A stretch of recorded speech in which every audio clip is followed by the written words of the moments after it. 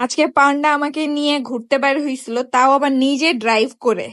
মানে কি বলবো, সকাল থেকেই ভাবতেছিলাম যে একটু বের হব, কোথায় যাওয়া যায় কোথায় যাওয়া যায়। তো চিন্তা ভাবনা করলাম যে আমার আসলে কয়েকটা গাছ কিনতে হবে। তো বিকেল বেলা বের হই, সাথে পান্ডাকে নিয়েও বের হই।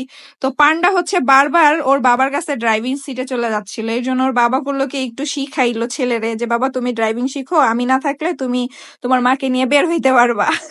তারপরে ওকে নিয়ে একটু ঘোরাঘুরি করলাম। ওর এত সাহস, বাবারে বাবা, একে একে এদিকে চলে যায় ওদিকে চলে যায়, আমি ওরে ডাকি বাট আমার কাছে আসে না, নিজের মতন ঘুরতেছে।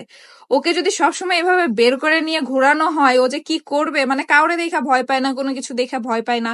পাশে একটা কুকুর ছিল কিন্তু তারপরেও ভয় পাই না, নিজের মতন নিজে হাইটা বেড়াইছে। লাস্টে হচ্ছে নার্সারিতে চলে আসছি পান্ডাকে নিয়ে। পান্ডাকে এখানে গাছ দেখাইতেছিলাম যে বাবা কোনটা নেওয়া যায় কোনটা নেওয়া যায়।